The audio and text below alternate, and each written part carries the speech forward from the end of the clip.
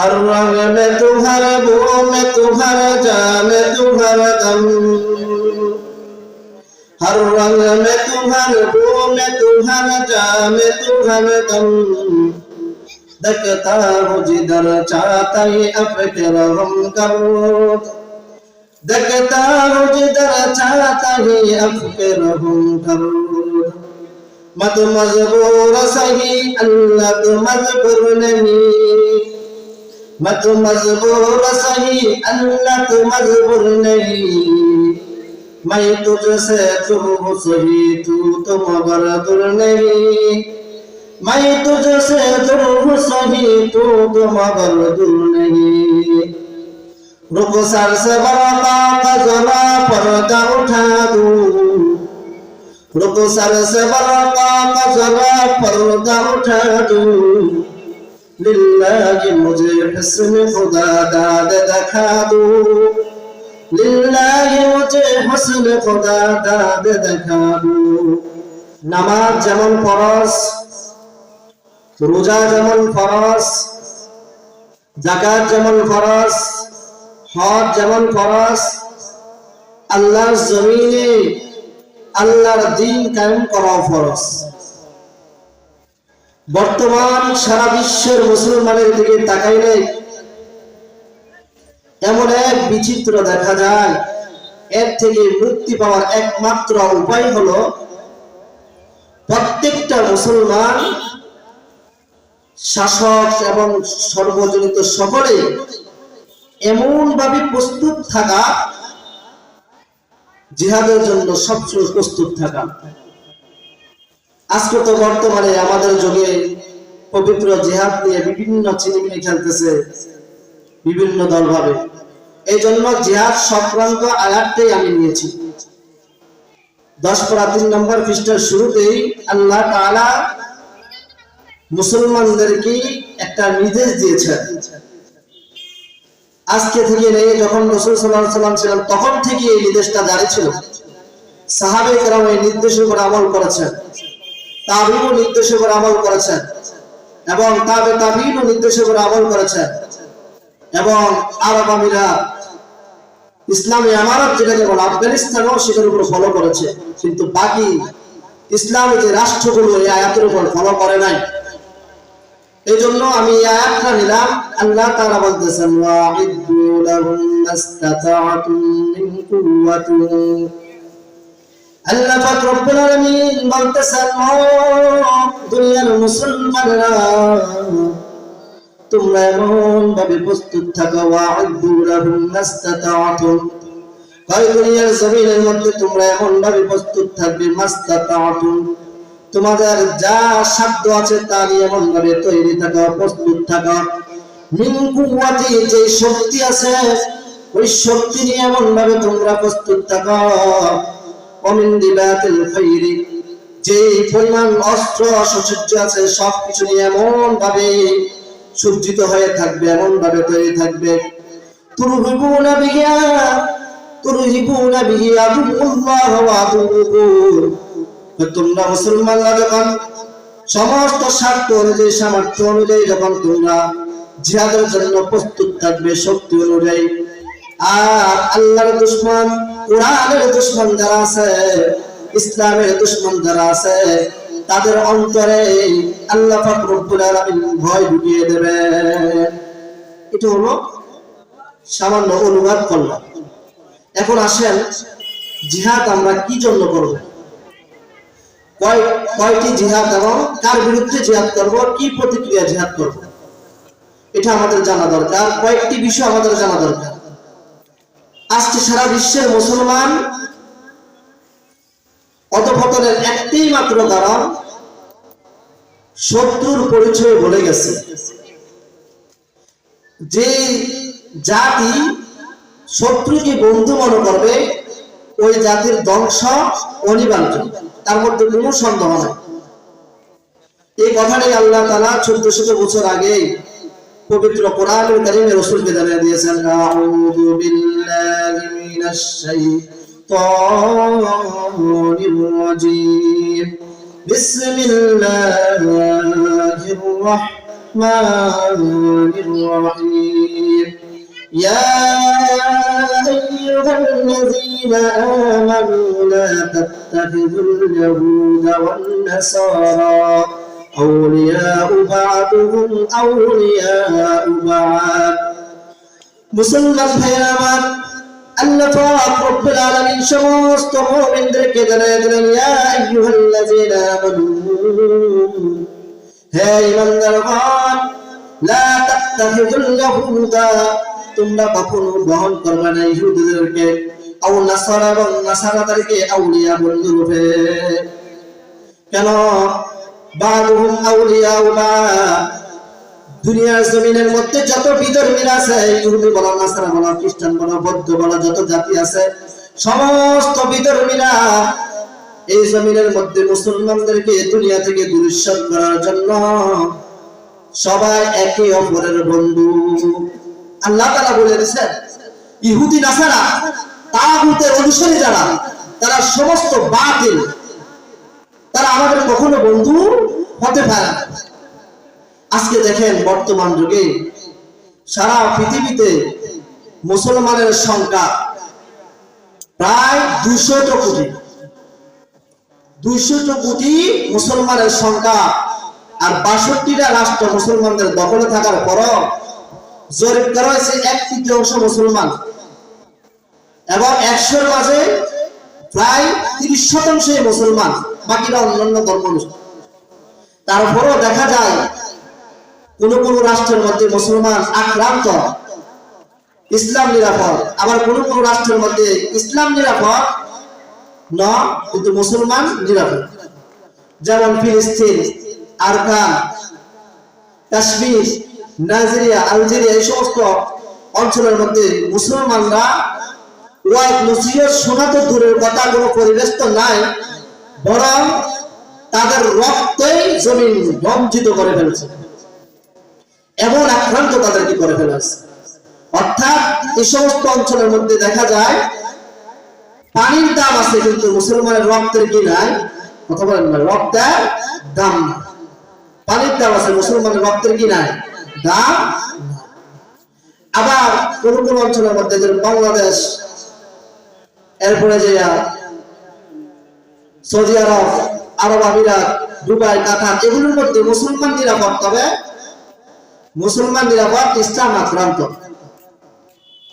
মুসলমান ভাইরা আমার এই যে ইহুদি নাসারাদের শত্রুতা আবহমান কাল থেকে আসতেছে আজকে থেকে নাই তারা বিভিন্ন রকমের ফাঁক গোপনীয় ফাঁক আমাদের মধ্যে রাষ্ট্রনায়কদের মধ্যে এভাবে তাদেরকে ফাঁক ফাতায় রেখেছে যারা রাষ্ট্রের মধ্যে কিছু কিছু রাবক কোয়াল আছে তারা তার ঈমান তো নাই ঈমান হারা হইয়া শরীয়ত তো মানেও না কোরআন তো মানে না আবার বলে দাড়ি টুপি লাগাইয়া ইলেকশন আসলে দাড়ি টুপি লাগাইয়া নামাজ পড়ে আবার আমরা মদিনার কি করবো সনদ বাস্তবায়ন করব কিন্তু অথচ ভিতরে ভিতরে সে তাগুতের গোলামি করে 5টা গোলাম ইহুদি নাসারা খ্রিস্টানদের 5টা গোলাম ক্ষমতার আসার আগে বলে তোমরা আমাকে সাপোর্ট দিও কোনো সমস্যা নাই তোমরা তাগুতে যা বলবা আমি তা মানতে রাজি ওই সমস্ত তাগুতের অনুসারীরা এগুলো বলতে গেলে বড় বড় রাবকবিয়াল আছে যারা সমাজের মুসলিম সমাজের মধ্যে তারা রুই কাতার গুলো ইহুদি নাসারার ফাঁদের মধ্যে পড়ে গেছে এগুলো বলতে গেলে অনেক সময় যাবে ওদিকে যাবো না আসলে মূলত ইতিহাস খুলে দেখেন মুসলমানরা কি এতই দুর্বল ছিল ইতিহাসের পাতায় খুললে দেখা যায় সিংহ পুরুষ কয়েকজন অল্প কয়েকজন সিংহ মানব গোটা ইহুদি এবং নাসারা খ্রিস্টানদেরকে এই কয়েকজন নগণ্য সামান্য অস্ত্র নিয়ে ইমানের জুসে তাদেরকে এমন ভয় দেখাইতেন ইহুদি নাসারা গর্দান মুসলমানের সামনে নত করতেন কিন্তু আজকে 200 কোটি মুসলমান থাকার পরও আমাদের মনে হয় আমরা অসহায় মুসলমান ভাইরা আমার এর একটা মাত্র কারণ জিহাদ আমাদের মধ্যে যে ফরজ ছিল ওই ফরজটা আমরা ভুলে গেছি ওই জিহাদ করা ফরজ বিধান নামাজের মতো ওই জিনিসটা ফরজটা আমরা ভুলে গেছি কিন্তু মুসলমানদের ইতিহাস খুলে দেখেন মুহাম্মদ বিন কাসিমের জীবনের ইতিহাস যদি আপনি খোলেন স্পষ্ট মুহাম্মদ বিন কাসিমের ইতিহাসের মধ্যে লেখা আছে, একজন রাজা ছিলেন, রাজার নাম ছিল তাহির। সিন্ধু প্রদেশের হিন্দু একজন রাজা ছিল, রাজত্ব করত এবং তার ক্ষমতার গদি স্বার্থে রক্ষার স্বার্থে একদল সন্ত্রাসী বাহিনী লালন পালন করত। মুসলমান ভাইরা আমার, ইতিহাস পড়ে দেখেন, যুগে যুগে যত কুশাসক ছিল, ওই সমস্ত কুশাসকরা তার রাষ্ট্রের তার ক্ষমতার গতি টিকে রাখার জন্য তাদের সাথে সাথে সন্ত্রাসী বাহিনী লালন পালন করে। কথা বলে নাসরা নাই। বিগত 16 বছরে আমরা তা বিদ্যমান আমরা দেখেছি নিজের চোখে, যে নিজের দেশ রক্ষার স্বার্থে কত মায়ের বুক খালি হয়েছে, কত গুম হয়েছে, কত টাকা দিয়ে সন্ত্রাসী, কত ধর্ষণ হয়েছে। যে কোনো দল শেষে কোনো একটা অন্যায়ের প্রতিবাদ করা যাইত না, যেই মুক্তি অন্যায়ের প্রতিবাদের কথা বলতো তাকে পরের দিন আর খুঁজে পাওয়া যেত না, গুম করা হয়ে যেত। এর প্রমাণ বিগত বছরে আমরা দেখেছি, 16 বছরে।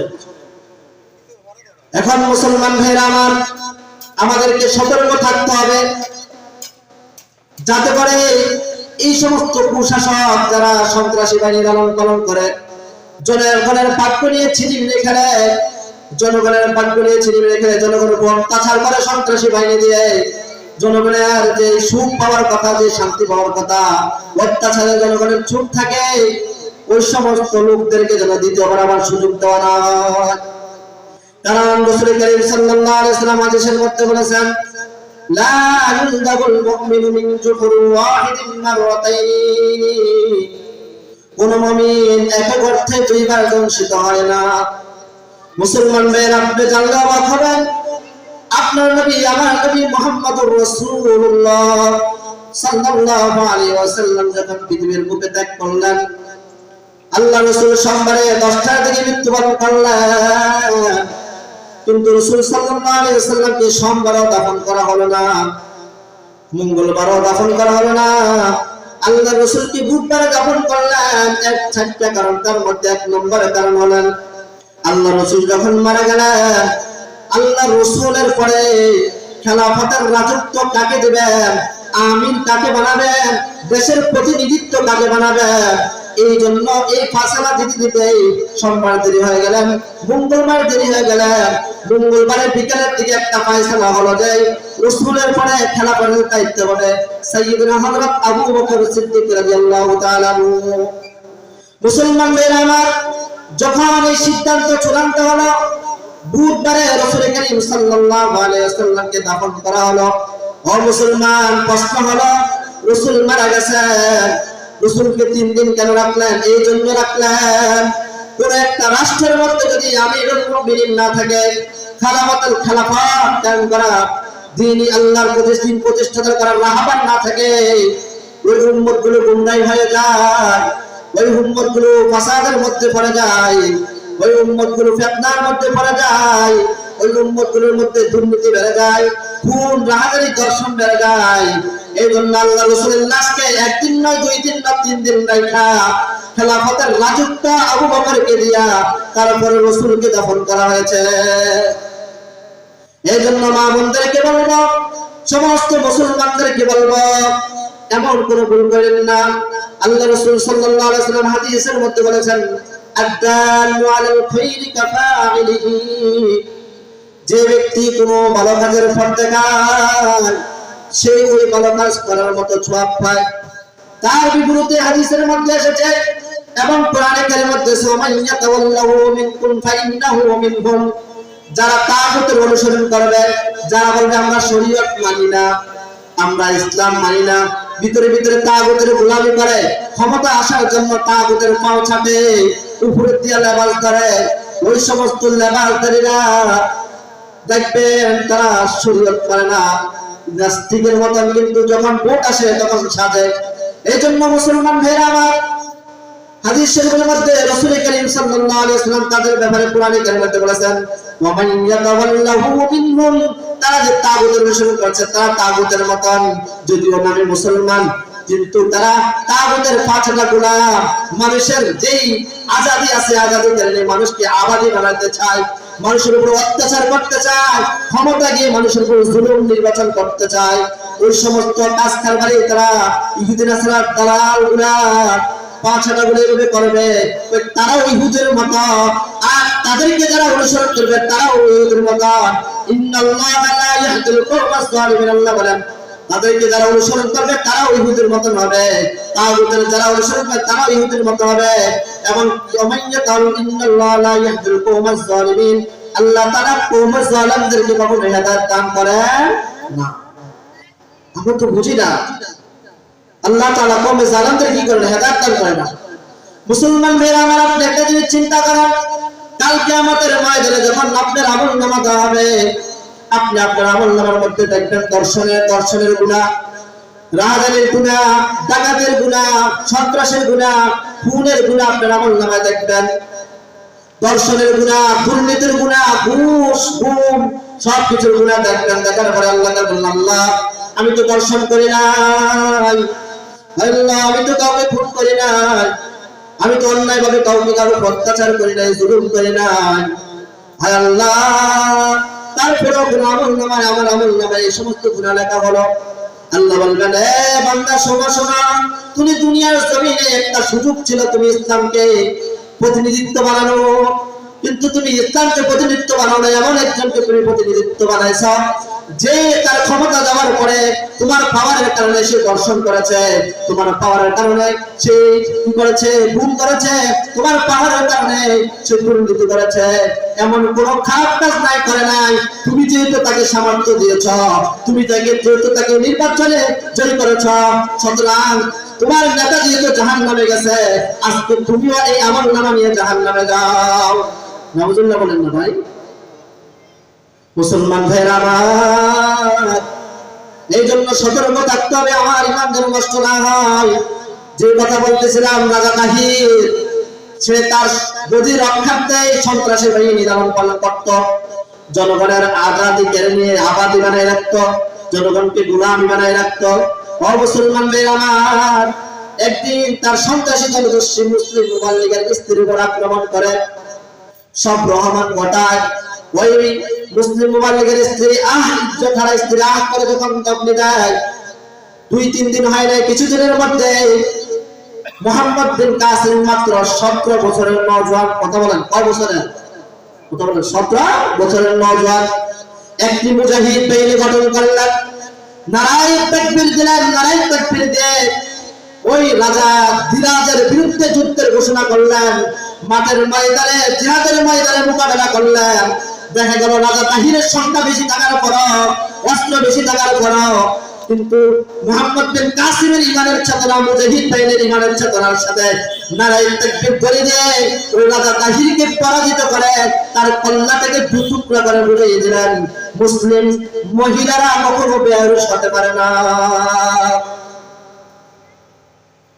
ও মুসলমান ভাইরা আমার, মুহাম্মদ বিন কাসিম বুঝিয়ে দিল।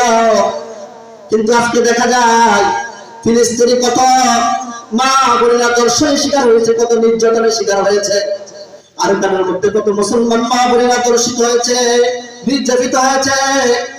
ও মুসলমান কাশ্মীরে কত মুসলমান মা বোনেরা দর্শন হয়েছে, নির্যাতিত হয়েছে, কিন্তু তাদের আর্তনাদ আশা আজমের মধ্যে বুঝে না। আর মুহাম্মদ বিন কাসিমের মতো মুজাহিদ বাহিনী গঠন হয় না। তার কয়েকটা কারণ, এর মধ্যে একটা কারণ হলো, উদাহরণ দিলে বুঝবেন, যখন আকাশের মধ্যে যখন সূর্য ওঠে, ওই সূর্যের আলোটা জমিনের মধ্যে পড়ে, কিন্তু যখন মেঘের আবরণ থাকে ওই সূর্যের আলোটা জমিনে পড়ে না, জমিনে কি পড়ে না। তদ্রূপভাবে আমরা আমাদের অন্তরটাকে গুনাহ করতে করতে কালো করে ফেলেছি, আমাদের জবানটা মিথ্যা বলতে বলতে কালো করে ফেলেছি, মিথ্যা সাক্ষী দিতে দিতে কালো করে ফেলেছি, মিথ্যা গীবত করতে করতে আমাদের জবানটা নষ্ট করে ফেলেছি। ও মুসলমান, আমাদের চোখগুলো বেগানো নারীর দিকে তাকাইতে তাকাইতে নষ্ট করে ফেলেছি, আমাদের দাবাবটা আমরা নষ্ট করে ফেলেছি। যার কারণে মুসলমান ভাইরা আমার, আমাদের যতই আর্তনাদ করি না কেন, এই আর্তনাদ আরশে আজিম পর্যন্ত পৌঁছে না। মুসলমান ভাইরা আমার, এখন আপনাদেরকে বুঝতে হবে জিহাদ কত প্রকার, এটা আমরা অনেকে জানি না। জিহাদ, ইসলামী জিহাদ মোট 4 প্রকার, মুখস্থ করে নেন। ইসলামী জিহাদ মোট কত প্রকার? 4 প্রকার। 1 নম্বর জিহাদ হলো জিহাদ বিল কলম, 2 নম্বর জিহাদ হলো জিহাদ বিল লিসান, 3 নম্বর জিহাদ হলো জিহাদ বিল সাইফ, 4 নম্বর জিহাদ হলো জিহাদ বিল মাল। এখন আসেন একটা একটা নেন। ইসলামের শত্রুরা বর্তমান এত সচ্ছাদ, তারা সাহিত্যের রসা বলে ইসলামের প্রপাগান্ডা ছড়ান এবং মানুষকে, মুসলমানদেরকে মধ্যে বিভ্রান্তি ছড়ান। কমিউনিস্ট নাস্তিকেরা তারা লেখা লেখা বিভিন্ন লেখনী লেখা লেখা এমন ভাবে ছড়ান। তাদের বিরুদ্ধে সত্য কথা যারা বলবে, সাংবাদিক হোক, আলেম হোক, যে কোনো মুসলমান লেখক হোক, এটাই কলম, এটা হলো কলম বিল জিহাদ। এটার নাম কি? কলম বিল জিহাদ। বর্তমানে নাস্তিকরা, এই সমস্ত জালেমরা, তারা এমন ভাবে লেখে, শুকনো ভাবে লেখে, যেমন ক্ষতি করে অন্য কোনো ভাবে এত মারাত্মক মুসলমানদের ক্ষতি করতে পারে না। তারা বন্ধু বেশে তারা কি করে? ইসলামের দুশমন বুঝায়। আমরা বলতো একটা দুই একটা ভালো কথা কইয়া একবারে ইসলামকে খাটো করে দেয়, আবার খাটো করে দেয়। বন্ধুরূপে শত্রু তারা। আবার কিছু কিছু নামদারি আছে, আলেম আছে, যারা ধর্মের নামে কি করে? ধর্মের লেবাস করে। কোরআনের যে আকীদা, যে বিশ্বাস, এজমা বুঝো না। কোরআনের 5টা এজমা আছে, কোরআন উসুল আছে, কোরআন, হাদিস, এজমা, কিয়াস, উসুল। তারা এইগুলো বাদ দিয়ে নিজের মন গড়া তাফসীর করে মানুষকে বিভ্রান্ত করে। আর মানুষও মনে করে আরে সে তো দ্বীনের সৈনিক, কিন্তু আসলে তার খপ্পরে পড়ে ঈমান হারা হয়ে যেতেছে। বর্তমানে আমাদের দেশে সুনামে বেনামে শত্রু অভাব নাই। এই জন্য আমাদের সচ্চার থাকতে হবে। যে লেখনী ভাই আছেন, আপনাদের অনুরোধ করব, আপনি হকের পথে আপনার কলমটাকে সবসময় সোজা রাখবেন। অন্তত পক্ষে সোজা রাখতে গিয়ে যদি আপনি মারা যান, তাহলে আল্লাহ তাআলা আপনাকে শাহাদাতের মৃত্যু দান করবেন। সুবহানাল্লাহ। এই জন্য আর যারা সাংবাদিক ভাইরা আছেন, যারা লেখালেখি করেন, সবসময় সঠিক যে তথ্যটা, ইসলামের বিরুদ্ধে যারা প্রপাগান্ডা ছাড়া, তাদের বিরুদ্ধে কলম করবেন। এটা হলো কলম বিল জিহাদ। মুসলমান ভাইরা আমার, 2 নম্বর হলো জিহাদ বিল লিসান, জবানের মাধ্যমে জিহাদ করা। এই সম্পর্কে আল্লাহ তাআলা পবিত্র কোরআনে কারীমের মধ্যে বলেন, কুনতুম খায়রা উম্মাতিন উখরিজাত লিন-নাস। কুনতুম মানে তোমাদেরকে, খয়র মানে উত্তম, উম্মাতের মধ্যে জাতি হিসাবে, উখরিজাত মানে আল্লাহ তাআলা নির্বাচিত করেছেন, বাইর করেছেন। উখরিজাত লিন-নাস মানুষের হেদায়েতের জন্য। তা'মুরুনা বিল মা'রুফ তাদেরকে সৎ কাজের আদেশ করো, ওয়া তানহাউনা আনিল মুনকার অসৎ কাজ থেকে বিরত করো, কথা প্রদান করো, ওয়া তু'মিনুনা বিল্লাহ নিজেও ঈমান করে থাকো। অর্থাৎ দাওয়াতের মাধ্যমে ভাই নামাজ পড়ো, মারা যাবে যে কোনো মুহূর্তে চলে যাবে, ভাই হারাম খেয়ে না, ভাই অন্যায় কাজ করে না, ভাই সিনেমা দেখো না, এগুলো অন্যায়, ভাই চলো আজান হয়েছে মসজিদে যাই। এই জবানের মাধ্যমে জিহাদ করা। মুসলমান ভাইরা আমার, 3 নম্বর জিহাদ হলো জিহাদ বিল সাইফ। ও মুসলমান, যে জিহাদের কথা আমরা বলে গেছি, যে জিহাদের জন্য শত শত মুসলমান দিন ত্যাগের জন্য উহুদের ময়দানে বহু জীবন দিয়েছে, বদরের ময়দানে বহু জীবন দিয়েছেন, খন্দকের ময়দানে বহু জীবন দিয়েছেন। কিন্তু ওই জিহাদের কথা আমরা ভুলে গেছি। জিহাদ বিল সাইফ মানে কি? যে কোনো একটা সমাজের মধ্যে যখন জুলুম দেখা দেবে, যে কোনো একটা রাষ্ট্রের মধ্যে যখন জুলুম দেখা দেবে, ওই জুলুমের বিরুদ্ধে, অন্যার বিরুদ্ধে তুমি কথা বলবে এবং প্রয়োজন হলে সকলে মিলে অস্ত্র নিয়ে এবং যার যেটা সামর্থ্য আছে তার বিরুদ্ধে কথা বলবে। আর এটা হলো যখন দেখবে রাষ্ট্রের মধ্যে কোনো জালেম বাস জুলুম করতেছে অথবা মানুষের উপর নির্যাতন করতেছে, চোর শাসক চোরভাবে আক্রমণ করতেছে, ইসলামের বিরুদ্ধে প্রপাগান্ডা চালাইতেছে, তখন প্রত্যেকটা মানুষের জন্য ফরজে আইন হয়ে যায় জিহাদ করা। কি হয়ে যায়? ফরজে আইন হয়ে যায়।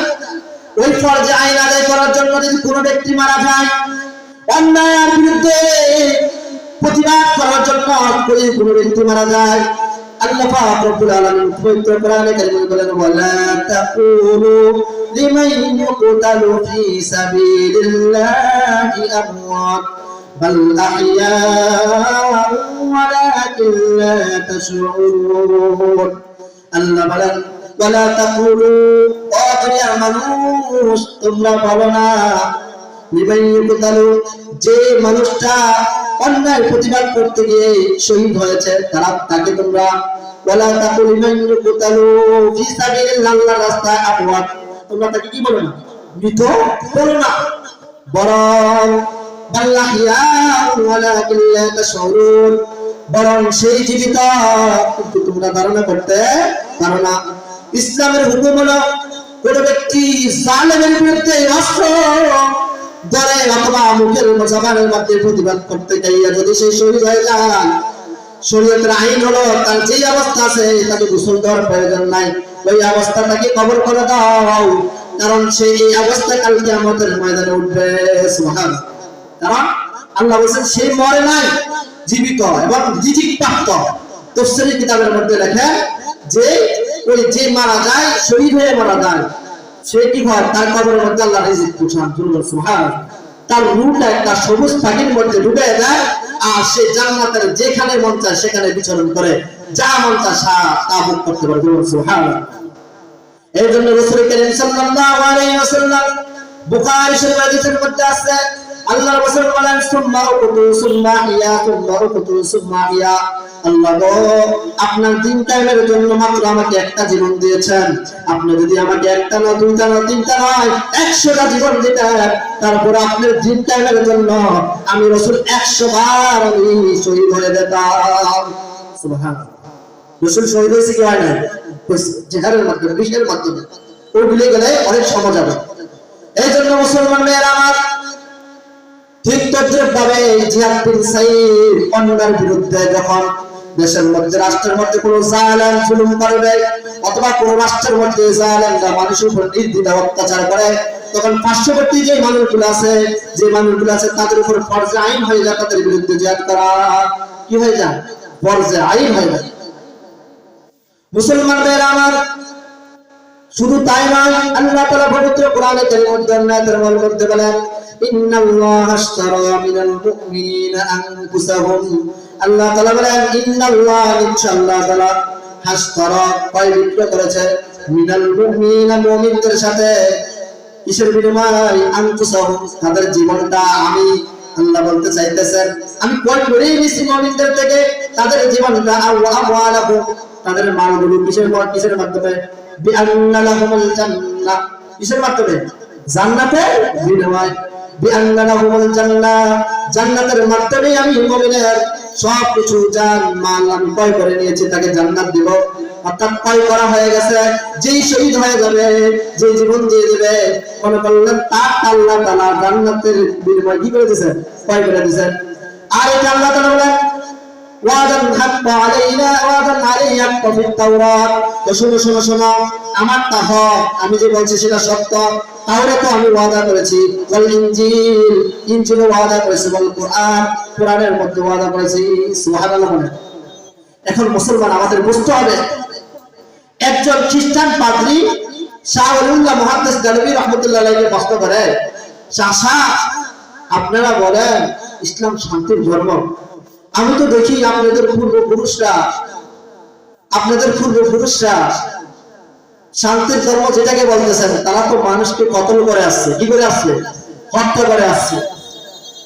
সাহাবে কেরামের কথা বললো, তো বদরের যুদ্ধে, খন্দকের যুদ্ধে, উহুদের যুদ্ধে, হুনাইনের যুদ্ধে, ওদেসিয়ার যুদ্ধে মুসলমানরা তো, আপনারা তো পূর্বপুরুষরা সাহাবে কেরাম তা মানুষ কি করছে? তলোয়ার দিয়ে হত্যা করছে। কোন মুখে আপনি বলেন ইসলাম শান্তির ধর্ম? খ্রিস্টান পাদ্রী প্রশ্ন করছে। মুসলমান ভাইরা আমার, শাহ ওলিউল্লাহ মুহাদ্দিস গালিবী রাহমাতুল্লাহ আলাইহি বলেন, পাদ্রী জি আপনি বোঝেন না, অস্ত্র হাতে থাকাটা দোষ নয়, হাতের গুণাগুণ দেখতে হবে কার হাতে আছে। অস্ত্র যদি সন্ত্রাসীর হাতে থাকে তাড়াতাড়ি উদ্ধার করো, অস্ত্র যদি ডাকাতের হাতে থাকে তাড়াতাড়ি উদ্ধার করো। কিন্তু অস্ত্র যদি কোনো বিজ্ঞ ডাক্তারের হাতে থাকে অথবা সার্জনের হাতে থাকে, তখন তাকে সহযোগিতা করো, তখন তাকে কি করো? সহযোগিতা করো। কারণ ডাক্তার জানে একটা মানুষের দেহের মধ্যে যখন টিউমার হয়, যখন অলস হয়, যখন বিভিন্ন রোগ ব্যাধি দেখা যায়, যেখানে মেডিসিন ঢুকবে না ডাক্তার জানেন, ওই জায়গায় মেডিসিন ঢুকবে না, ওই রোগটা মৃত্যুর যুগের মধ্যে আছে, রোগ কোথায় কোন জায়গায় ডাক্তার সব জানে। সে সার্জারিতে প্রশিক্ষিত, তার হাতে এই ছুরি তুলে দাও, দেখবে সে অবসর করে ওই রোগটাকে সুস্থ করবে। প্রত্যেকটির পরে আল্লাহ জমিনে যে সমস্ত জালেমরা মানুষের উপর নির্যাতন করে, যে সমস্ত জালেমরা মানবতাকে কেড়ে নেয়, যে সমস্ত জালেমরা নারী শিশুদের উপর অবাধ্য নির্যাতন করে, মুসলমানদের উপর অবাধ্য নির্যাতন করে, সংখ্যাগরিষ্ঠ দুর্বলদের উপর অত্যাচার করে, তদ্রূপভাবে ওই সমস্ত মানবতা বিরোধীদেরকে হত্যা করে অস্ত্রের মাধ্যমে সাহায্য করে দেশ থেকে ওই সমস্ত আল্লাহর দুশমনদেরকে কি করে শেষ করে দেওয়া। এই সার্জেল একদিন দুই দিন নয়, 13 বছর রাসূল সাল্লাল্লাহু আলাইহি ওয়াসাল্লাম আগে প্রশিক্ষণ দিয়েছেন দাওয়াতের মাধ্যমে। 22 বছর 13 বছর সার্জেলের প্রশিক্ষণ দিয়েছেন। 13 বছর প্রশিক্ষণ দেওয়ার পরে তারপরে যে কি করছেন, হাতে তরবারি দিয়েছেন। এমনি দেন নাই। আমরা যে দাওয়াত দেই, আমাদের দাওয়াত হাজার বছরের দাওয়াত পেলে নাও, রাসূলের 13 বছরের 1 বছর হবে কি কথা বলো? 1 বছরের সমান হবে? হবে না। ও মুসলমান, এটা তারা এই বুঝাইছে, রাসূল বুঝাইতে চাই না। শাহরিল্লাহ মুহাম্মদ তাআলা বলেন, ও পাত্রী তুমি বুঝো না, আল্লাহ রাসূল সাল্লাল্লাহু আলাইহি ওয়াসাল্লাম তাদেরকে 13 বছর দিনের দাওয়াত দেওয়ার পরে তরবারি দিয়েছেন, সার্জেল তৈরি করেছেন জুলুমবাজদের হটানোর জন্য, জালেমদেরকে হটানোর জন্য, তাগুত শক্তিকে হটানোর জন্য, যারা মানুষের উপর জুলুম করে তাদেরকে হটানোর জন্য অস্ত্র দিয়েছেন। আগে প্রশিক্ষণ দিয়েছেন, আগে কি দিয়েছেন? প্রশিক্ষণ দিয়েছেন, আর তারপরে অস্ত্র তুলে দিয়েছেন। এখন তারা রাসূল এটাই বুঝাইছে, পাত্রী তুমি বোঝো নাই, রাসূল বুঝাইছেন একটা মানুষের দেহ যখন ডাক্তার অস্ত্রোপচার করে তার দেহকে সুস্থ রাখে, তদ্রূপভাবে একজন মুজাহিদ ময়দানে অস্ত্র পরিচালনা করে ওই রাষ্ট্র এবং সমাজের যে মানবতার দুশমন জালেমদেরকে প্রতিহত করে এবং দেশের মধ্যে সমাজের মধ্যে শৃঙ্খলা আনবার ঠিক কিনা বলে। सारे दुनिया मुतालब कुछ नहीं नुकसान है, सारे दुनिया मुतालब कुछ नहीं नुकसान है, डर नहीं हो गम नहीं हो जब खुदा रहमान है, डर नहीं हो गम नहीं हो जब खुदा रहमान है। मुसलमान भाइरा আমার যে কথা বলতেছিলাম, রাসূল করিম সাল্লাল্লাহু আলাইহি ওয়াসাল্লাম সাহাবীদেরকে প্রশিক্ষণ দিয়েছেন, জিহাদের প্রশিক্ষণ দিয়েছে, যাতে করে জুলুমদেরকে দুনিয়া থেকে বিতাড়িত করা যায়, পুরা অঞ্চলের মধ্যে পৃথিবীর মধ্যে আল্লাহর দ্বীন কায়েম করা যায়।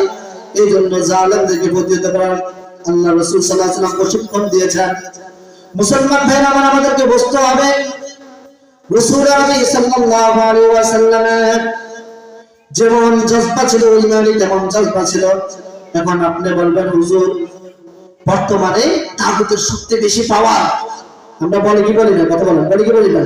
তাগুতের কি পাওয়ার, আমেরিকা কত পাওয়ার, রাশিয়া কত পাওয়ার, তো তাদের সাথে তো আমরা বেরোতে পারবো না। এটা বোঝার জন্য আমি আপনাদেরকে মদিনার দিকে নিয়ে যাই। কোথায়? মদিনা, একটু মনোযোগটা মদিনার দিকে নিয়ে যাই। মুসলমান ভাইরা আমার, নবম হিজরি সালে ওই সময়কার সবচেয়ে কায়সারের রূপ, সবচেয়ে বেশি শক্তিধর রাষ্ট্র কায়সারের রূপ হিরাক্লিস। বর্তমান যেমন ক্লিন্টন অর্থাৎ ওয়াশিংটন ক্লিন্টন, আমেরিকার যেমন শক্তি, রাশিয়ার যেমন শক্তি, তার চেয়ে বেশি শক্তি ছিল ওই জামানার কায়সারের রোমের। আর তারা 10 লক্ষের উপরে তাদের সৈন্য ছিল। কিন্তু রাসূল সাল্লাল্লাহু আলাইহি ওয়াসাল্লাম হিরাক্লিসের কাছে পত্র লেখালেন, হে হিরাক্লিস, তোমাকে আমি দ্বীনের দাওয়াত দিলাম এবং তোমার এলাকার প্রত্যেকটা তোমার রাজা প্রজাদের আমি দ্বীনের দাওয়াত দিলাম, তোমরা ইসলাম ধর্ম গ্রহণ করো। মাত্র সে পাওয়ার পরে খবর হয়ে গেছে, হে কত বড় সাহস আব্দুল্লাহ পুত্র মুহাম্মদের, হে আমারে কি দেয়? দ্বীনের দাওয়াত দেয়।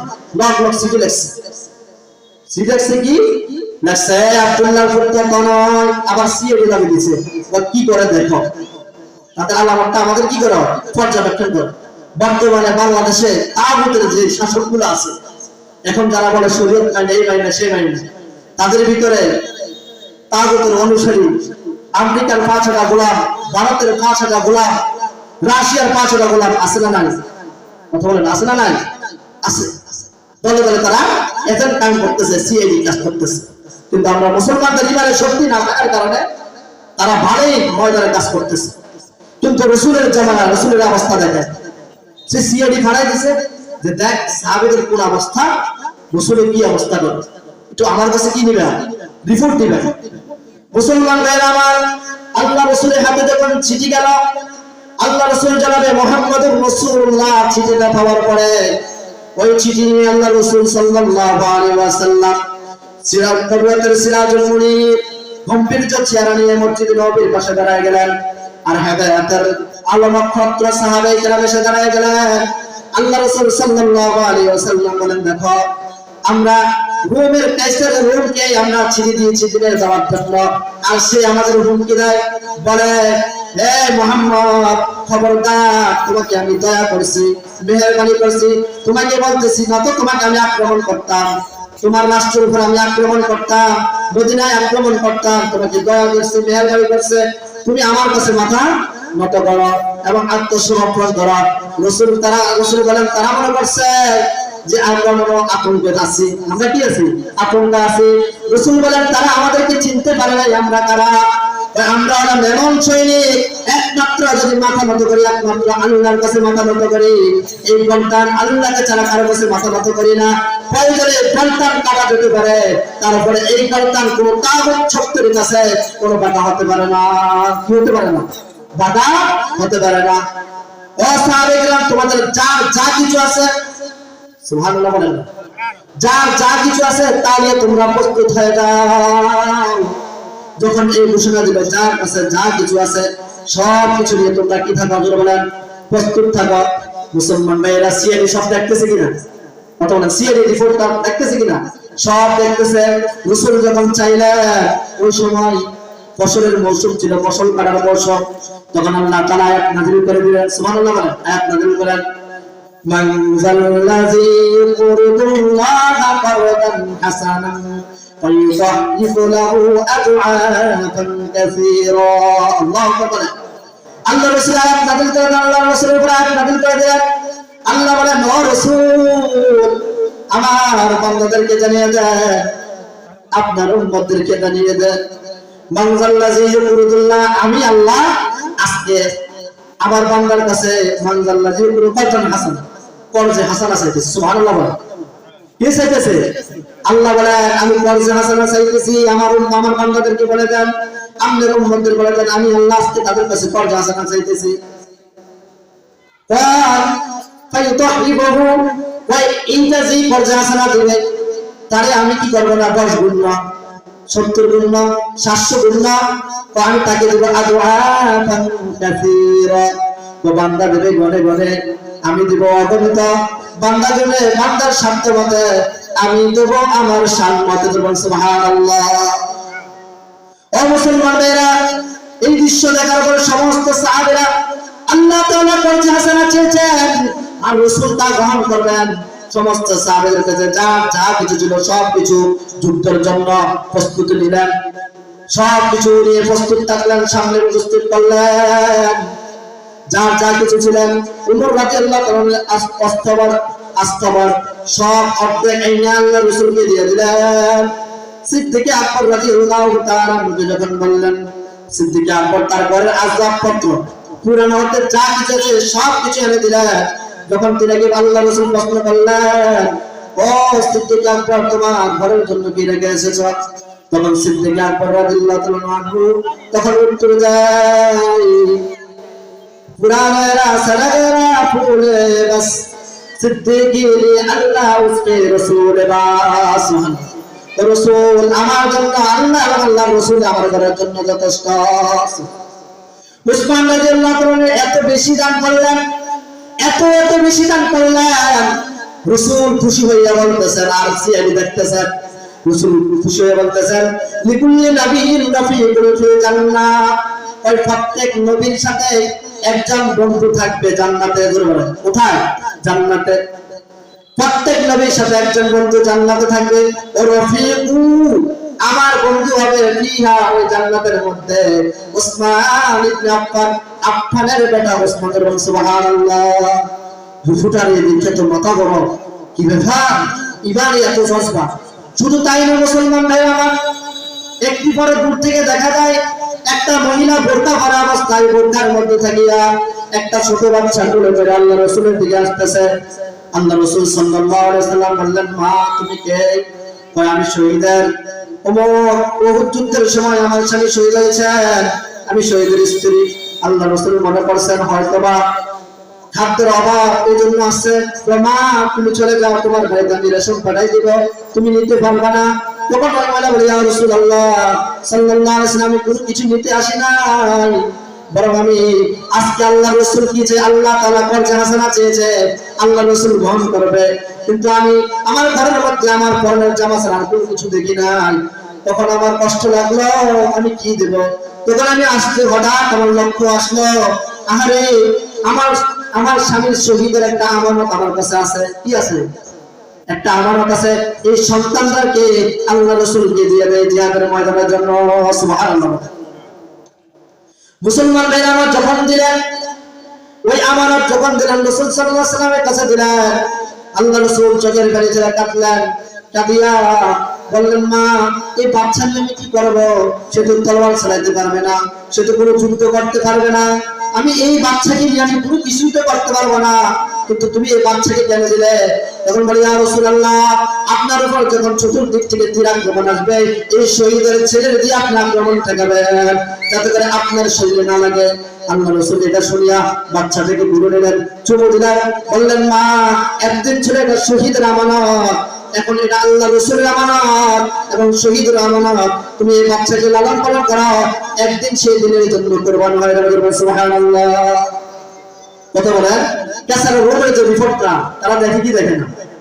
রিপোর্টার দেখা তো মাথা গরম হয়ে গেছে, কি ব্যাপার, এই জাতির সাথে তো কখনো যুদ্ধ করে পারা যাবে না, রিপোর্ট করলো, ও জনাব জাহাপানা সম্ভব নয়, এটা এমন এক জাতি তাদের বিরুদ্ধে আপনি যে যুদ্ধের প্রতিজ্ঞা করলেন ছেড়ে দেন। এরাদা কি করেন? এরাদা ছেড়ে দেন, আপনি মন্তব্য আপনি বন্ধ করে দেন, বলে আমি যুদ্ধ করব না, মুলতবি ঘোষণা করেন। সিআইডিকে বলতেছে কি ব্যাপার? সিআইডিকে তলব করলো, সিআইডি আসলো, বললো কি ব্যাপার, তোমাকে মোহাম্মদ কত টাকা দিয়েছে? না না জনাব, মোহাম্মদ আমাকে কোনো টাকা দেয় না, বরং আমি আপনার টাকা খাই, এখনো খাইতেছি। আমি দেখতেছি তারা এমন এক জাতি, তারা মৃত্যুকে ভয় পায় না, দিনের জন্য ইসলামের জন্য তারা নিজের বুককে মৃত্যুর জন্য পাঠিয়ে দেয়। তাদের মধ্যে ইমানি চেতনা আছে, যার মধ্যে ইমানি চেতনা আছে, শহীদি তামান্না আছে, সে জাতিকে কখনো হারানো সম্ভব না। আপনি মন্ত্রী ঘোষণা করেন, ওই মানুষ তো কোনো জিনিস উদ্ধার করতে হলে নিজেকে সেফ রাখে কি করে, তার উদ্দেশ্য হাসিল করে, কিন্তু এটা এমন এক জাতি সে মৃত্যুর দিকে ছুটে যায় আর মৃত্যু তাকে রেখে পালন করে। এমন জাতির সাথে আপনি যুদ্ধ করতে যান, আপনিও পরাজিত হবেন। তার সৈন্য কম থাকতে পারে, তার জনবল কম থাকতে পারে, অস্ত্র কম থাকতে পারে, কিন্তু তার শহীদ তামান্না যেটা আছে, ওই তামান্নার সাথে এক মুহূর্তের জন্য আপনি টিকতে পারবেন না। এমন সময় এছাড়া রোগ চিন্তা করেন প্রস্তুত থাকার জন্য।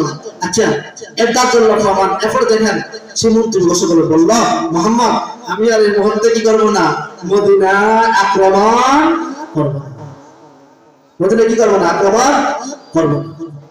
মুসলমান ভাইরা আমার, এটাই আমি বুঝে দিতে চাইলাম। আপনি দেখেন আফগানিস্তানের মধ্যে টাকার মান ডলার চেয়েও বেশি। কি ডলার চেয়েও বেশি? সারা রাত যদি একটা নামে যদি হেঁটে যায় বর্ষণে শিকার হওয়ার কোনো আশঙ্কা নাই। কিন্তু ওই রাস্তার মধ্যে আফগানিস্তানের কোনো কিছুই ছিল না, অস্ত্র ছিল না, কিছুই ছিল না। দুই একজনের সাথে অস্ত্র ছিল আর তারা ইসলামের জন্য যা ছিল তা নিয়ে প্রস্তুত থাকলেন।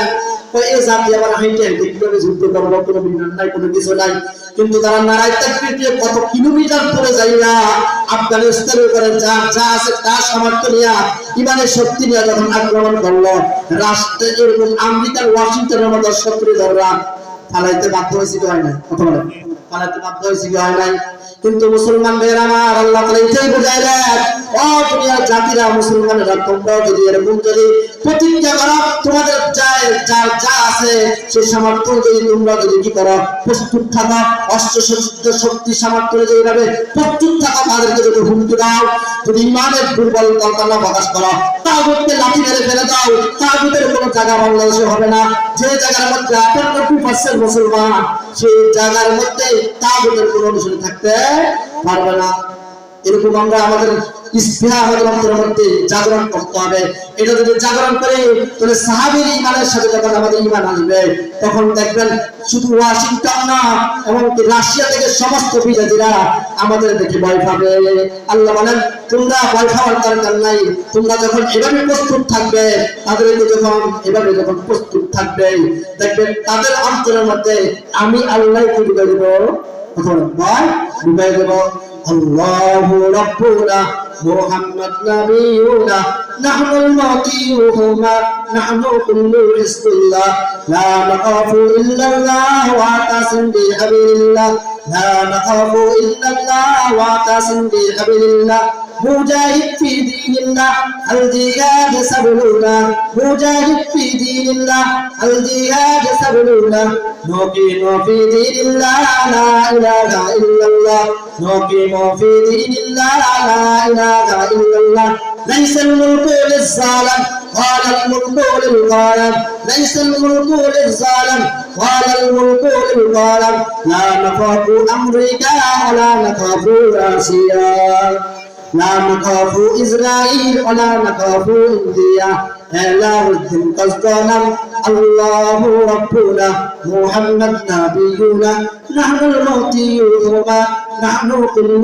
حزب الله نحن كل ذو الإسلام قانونه القرآن نحن كل ذو الإسلام قانونه القرآن قال الله في القرآن الملك الرحمن الملك الرحمن نقيم في دين الله لا إله إلا الله نقيم في دين الله لا إله إلا الله ليس الملك للظالم ولا الملك للقائم ليس الملك للظالم ولا الملك للقائم لا نخاف أملك ولا نخاف بيملك على الدين قصدنا الله ربنا محمد نبينا نحن المهديون نحن كل حزب الله لا نخاف إلا الله واعتصم بحبل الله لا نخاف إلا الله واعتصم بحبل الله مجاهد في دين الله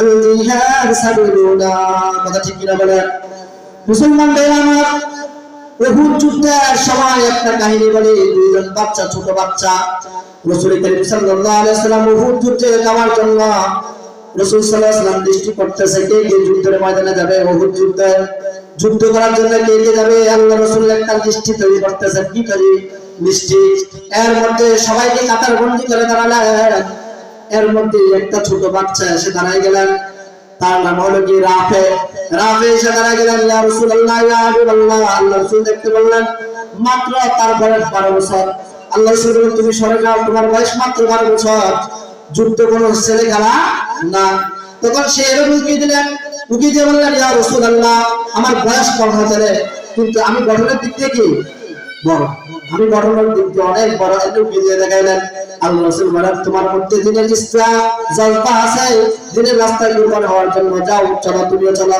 পাশে আরেকজন তার সমবয়সী কিতাবের মধ্যে লেখে তার ইতিহাসের মধ্যে লেখে ওই পাশে তার আরেকজন বন্ধু বলতেছেন তার নাম হলো সামুরা সে বলতেছে ইয়া রাসূলুল্লাহ আপনি যদি রাফে নিয়ে যান তাহলে আমাকে নিয়ে যেতে হবে কারণ আমি রাফের চেয়ে শক্তিশালী সুবহানাল্লাহ আমি রাফের ঠিকই শক্তিশালী আপনি যদি প্রয়োজন হয় আমাদের উভয়ের মধ্যে যুদ্ধ লড়াই লাগান কি লাগান কুস্তি লাগান কি লাগান কুস্তি লাগান মুসলমান ভাইরা আল্লাহ রাসূল সাল্লাল্লাহু আলাইহি ওয়াসাল্লাম বলতেছেন আচ্ছা দেখি তো আমি আজকে রাফের তারপর তোমরা কুস্তি লাগাও দুজনে কুস্তি লাগলো আর একটা কানে একটা বলতেছে সামুরা বলতেছে রাফে ভাই আমি তোমার সাথে শক্তি গুলাতে পারবো না ভাই একই সাথে আমরা বন্ধু ছিলাম একে মাঠে খেলতাম আজকে তুমি রাসূলের সাথে জিহাদের ময়দানে যাবে দ্বীনের জন্য কুরবানি হবে বন্ধুরে আমি জানি তোমার সাথে পারবো না রাফেরে আমাকে তোমার সাথে নিয়ে যাও, আমি যখন তোমার সাথে কুস্তি খেলবো তুমি এমনিতে শুয়ে যাবে, আমাকে জিতাই দিও। সুবহানাল্লাহ বলেন, সুবহানাল্লাহ বলেন। একটু চিন্তা করে দেখেন, দুনিয়ার জমিনে মানুষ টাকার জন্য কুস্তি খেলে, আর তারা ইমানের জন্য, দিন কায়েমের জন্য, এই ছোট বাচ্চারা নিজের জীবন বিলিয়ে দেওয়ার জন্য কুস্তি খেলে। সুবহানাল্লাহ বলেন। আল্লাহ রাসূল সাল্লাল্লাহু আলাইহি ওয়াসাল্লাম আচ্ছা লড়াই করা, দুজনে লড়াই করতেছে। এক পর্যায়ে রাফি রাদিয়াল্লাহু তাআলা এভাবে চিৎকারে শুয়ে গেল, আর সামুরা এভাবে তার গায়ে উঠে বসে আসে বলে, ইয়া রাসূলুল্লাহ দেখছেন আমি রাফিকে কি করছি, কি করে দিছি, রাফিকে আমি ঠকাই দিছি, আমি জিতে গেছি, এখন কিন্তু আপনাকে যুদ্ধ নিতে হবে।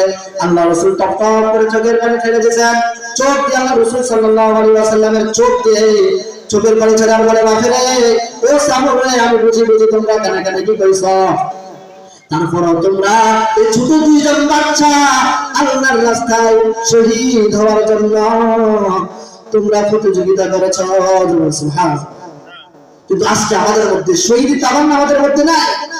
হাদিস শরীফের মধ্যে আছে, যদি কোনো ব্যক্তির দিলের মধ্যে শহীদ তামান্না না থাকে, জিহাদ করার তামান্না না থাকে, তার দিলের মধ্যে নাফাক থাকবে, আর সেই নাফাক নিয়ে কি করবে, মৃত্যুবরণ করবে। মুসলমান ভাইরা আমার, আমাদেরকে সোচ্চার হতে হবে, তাগুতের বিরুদ্ধে সোচ্চার হতে হবে। এমন কোন কাজ করা যাবে না যে কারণে আমাদের আজীবনের জন্য প্রস্তুত হওয়া, আজীবন কি করতে হয়, প্রস্তুত হয়।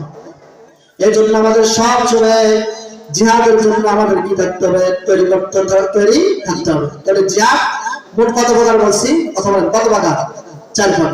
1 নাম্বার হলো, আর আরেকটা রয়ে গেছে জিহাদ বিল মাল। জিহাদ বিল মাল, মালের মাধ্যমে জিহাদ করা। অনেক মুসলমান কান্ট্রির মধ্যে আছে যে মুসলমানদেরকে এমন ভাবে জুলুম করছে, এমন ভাবে নির্যাতন করছে যে দেখা যায় তাদের অবস্থাগুলো অসহায়, তারা হাত পাতে। আপনার সম্পদ আছে, ওই মাজলুমদেরকে দান করেন, এটার নাম হলো জিহাদ বিল মাল। তাহলে জিহাদ কত প্রকার আমি আবার বলে দিতেছি। 1 নাম্বার জিহাদ বিল কলম। জিহাদ বিল কলম, কলমের মাধ্যমে সত্যটা ফুটিয়ে ওঠা, বাতিলের বিরুদ্ধে দাঁড়ানো, এটা জিহাদ বিল কলম। 2 নাম্বার জিহাদ বিল লিসান, জবানের মাধ্যমে মানুষকে দাওয়াত দেওয়া। 3 নাম্বার জিহাদ বিল সাইফ, অন্যার বিরুদ্ধে প্রয়োজন হলে তরবারি উঠানো, জালেমের বিরুদ্ধে তরবারি কি উঠানো। আর 4 নাম্বার হলো জিহাদ বিল মাল, মালের বিনিময়ে কি করা, মানুষকে জিহাদ করা। আমরা ওয়াদা করেন যতদিন বাঁচবো ঈমান নিয়ে বাঁচবো, আর জিহাদের তামান্না নিয়ে বাঁচবো। সবাই বলেন ইনশাআল্লাহ। আল্লাহ তাআলা এজন্য রাসূল একটা দোয়া শিখিয়ে দিয়েছেন। আল্লাহ রাসূল বলেছেন তোমরা বেশি বেশি দোয়া করো, আল্লাহুম্মা রযুকনি শাহাদাতান ফি সাবিলিক, আল্লাহুম্মা রযুকনি শাহাদাতান ফি সাবিলিক, আল্লাহুম্মা হে আল্লাহ মারযুকনি শাহাদাতান ফি সাবিলিক, আপনি আমাকে শাহাদাতে মৃত্যু দান করেন, ফি বালাদি রাসূলিক, এবং আমাকে মদিনা শহরের মধ্যে মৃত্যু দান করেন। এই দোয়াটা আমরা শিখে নেব। আর ভাই ঘরে যদি মারা যায়, বড় অসুস্থ হয়ে মারা যেতে পারে কি পারে না, জিহাদের ময়দানে মারা গেলে এটা হলো শাহাদাত তামান্না। এই তামান্না রাখবেন সবসময় ইনশাআল্লাহ। আল্লাহ তাআলা আমাদেরকে ঈমানে আমাদের সাথে শাহাদাতে মৃত্যু দান করেন। সবাই আমিন।